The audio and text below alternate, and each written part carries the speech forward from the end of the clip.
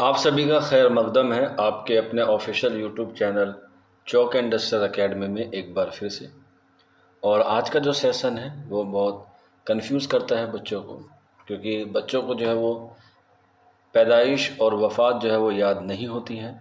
इसके अलावा दूसरा कन्फ्यूज़न ये रहता है कि कौन सा किस में जो है वो शोरा आते हैं, कौन गज़ल में आते हैं, कौन कसीदे में आते हैं, कौन मरसिए में आते हैं। इन सब में भी जो है बच्चों को क्या होती है, कन्फ्यूज़न होती है।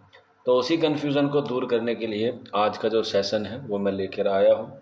इसमें हम लोग मरकज़ी तौर पे बात करेंगे उनकी पैदाइश और उनकी वफ़ात के ताल्लुक़ से। साथ के साथ आप लोग जो है वो अपने हिसाब से उनको लगा सकते हैं कि कौन किस सिन्फ में जो है वो शुमार होता है। तो चलिए फिर बिना किसी देरी के आज का जो सेशन है उसको हम लोग शुरू करते हैं। तो सबसे पहला जो सिन्फ है हमारी वो है कसीदा, और कसी में दो लोग जो है वो बहुत ही मशहूर और मारूफ़ हैं, सौदा और ज़ौक़। सौदा की पैदाइश है 1712 में और वफ़ात है 1781 में, यानी कि 1712 और 1781। इसके बाद शेख मोहम्मद इब्राहिम ज़ौक़ की पैदाइश है 1789 में और वफ़ात है 1854 में। ये दो ही कसीदा निगार आपके निसाब में जो है वो शामिल हैं। अगला है हमारा मरसिया निगारी। मरसिया निगारी में मीर अनीस और मिर्ज़ा दबीर को जो वो शुमार किया जाता है। मीर अनीस की पैदाइश 1802 या 1803 मानी जाती है फैज़ाबाद में, और वफ़ात है 1874 में। इसके बाद मिर्ज़ा दबीर की पैदाइश है 1803 में, और इसके बाद जो है वो इनकी वफ़ात है 1875 में। अगला सवाल है मसनवी निगार जो है वो 3 मसनवी निगार को जो है वो शुमार किया जाता है, जिसमें मीर हसन, दया शंकर नसीम और शौक़ लखनवी को जो है वो शुमार किया गया है। तो इसमें जो है वो बात करेंगे मीर हसन की।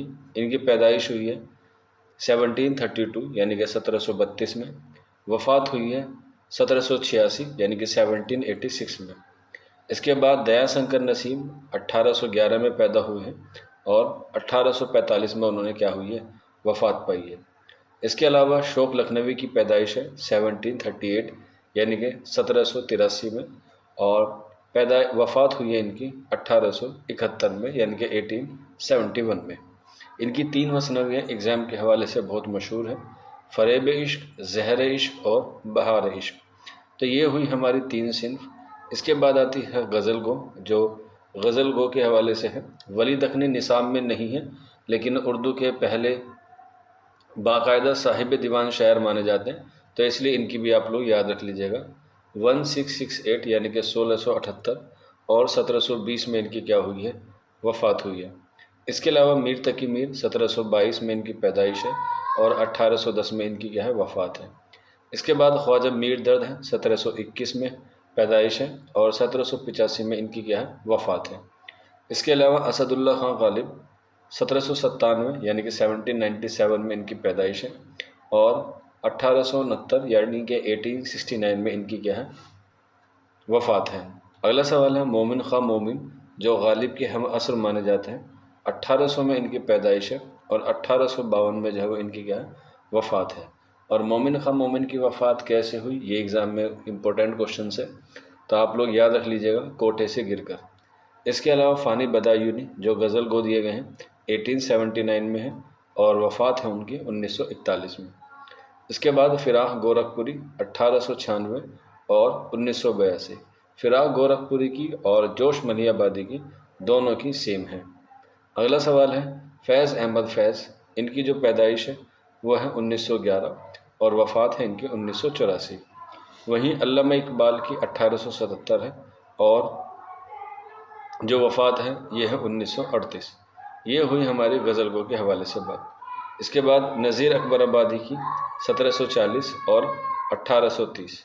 दाग दहलवी की भी आप लोग याद रख लीजिएगा, 1830 में क्या है, इनकी पैदाइश है और ये क्या है, अल्लामा इकबाल के क्या माने जाते हैं, अल्लामा इकबाल के उस्ताद में माने जाते हैं।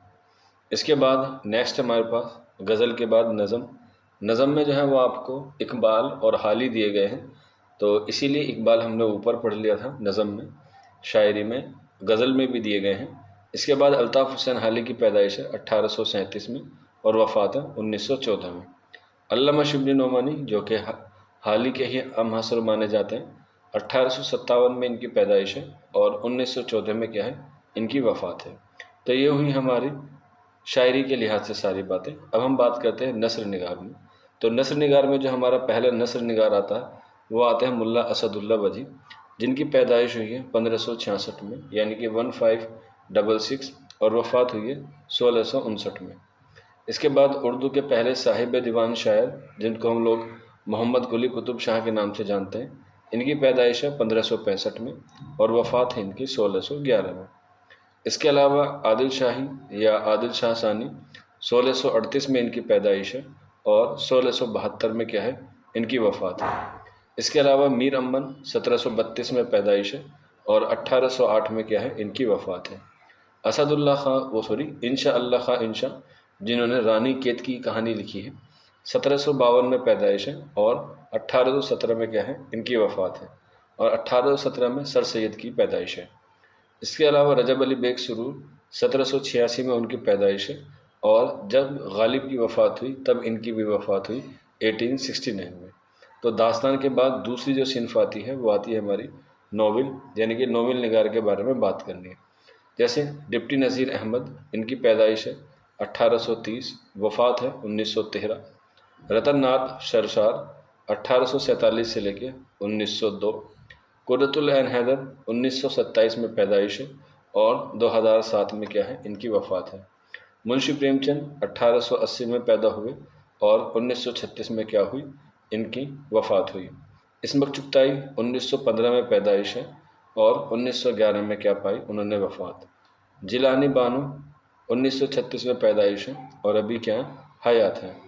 अगला है मिर्ज़ा मोहम्मद हादी रुसवा, जिन्होंने नफ्सियाती नोवेल लिखा है उमराव जान अदा, उनकी पैदाइश है 1958। सॉरी, इसमें थोड़ी मिस्टेक है, एक सेकेंड। ये जो है यह है 1858 है और इनकी वफ़ात हुई है 1931 में। इसके बाद अफसाना निगार है सादत हसन मंटू की पैदाइश है 1912 में और वफ़ात है 1955 में। अहमद नदीम कासमी की जो पैदाइश है 1916 है और वफ़ात है 2006। इसके अलावा कृष्ण चंद की जो पैदाइश है 1914 और 1977 में क्या है, उनकी वफ़ात है। ये हुए अफसाना निगार। इसके अलावा राजेंद्र सिंह बेदी का नाम आता है, जिनकी पैदाइश है 1915 और वफ़ात 1984। रशीद अहमद सिद्दीकी 1896 में पैदाइश है और वफ़ात है 1977। ये कुछ अहम अफसाना निगार हैं जो आपको याद रखने हैं। अफसाने के बाद आता है ड्रामा निगार। अमानत लखनवी की पैदाइश है 1815 और वफ़ात है 1858, यानी कि 1858।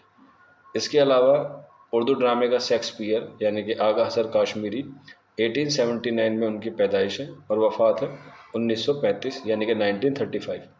हबीब तनवीर 1923 में पैदाइश है और वफ़ात है 2006। इसके बाद मोहम्मद मुजीब की पैदाइश है 1902 और वफ़ात है उनकी 1985, यानी कि 1985।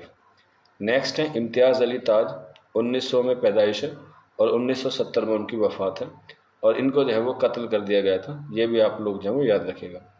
इसके अलावा इंसाइयत निगार है, जिसमें पहला नाम आता है सर सैयद अहमद खां का। 1817 में पैदाइश हुई है और 1898 में क्या हुई है, इनकी वफ़ात हुई है। उसके बाद मोहम्मद हुसैन आज़ाद 1830 में पैदाइश है और 1910 में वफ़ात है। पितरश बुखारी 1898 में पैदाइश है और 1958, यानी कि 1958 क्या है, इनकी वफ़ात है।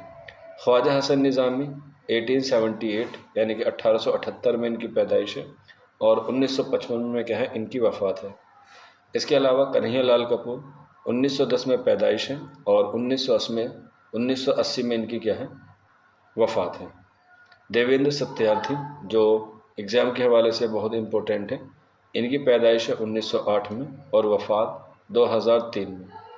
इसके अलावा बलराज मीनरा 1935 में पैदाइश है और 2016 में इनकी क्या है, वफ़ात है। इसके अलावा मौलाना अबुल कलाम आज़ाद है, इनकी पैदाइश 1888 है और इनकी वफ़ात है 1958। तो ये कुछ अहम शोरा थे जो एग्ज़ाम में यहाँ से क्वेश्चंस बनते हैं और मैं गारंटी के साथ कह सकता हूँ कि यहाँ से आपको 3 से 4 सवाल जो है देखने को मिल सकते हैं, चाहे वो वफ़ात हो, चाहे वो पैदाइश हो या फिर विलादत हो। तो इसलिए आप लोग इस वाली PDF को या इस वाली वीडियोस को एटलीस्ट 2 बार देखिए और अपनी हैंड राइटिंग में उसे लिखने की कोशिश कीजिए। ज़्यादा याद करने की ज़रूरत नहीं है, जो एग्ज़ाम के हवाले से इम्पोर्टेंट है वही मैंने इस वीडियो में कवर किए हैं। उम्मीद है आपको समझ में आया होगा। कोई भी डाउट रहता है या कोई भी क्वेरी रहती है तो आप लोग व्हाट्सएप पे इस नंबर पर रब्ता कर सकते हैं, या फिर आप लोग नीचे कमेंट बॉक्स में भी हमसे मालूमात फ़राहम कर सकते हैं। आज की वीडियो में इतना ही था। मिलते हैं आप लोगों से जल्द ही नेक्स्ट वीडियो में। शुक्रिया फॉर वॉचिंग दिस वीडियो।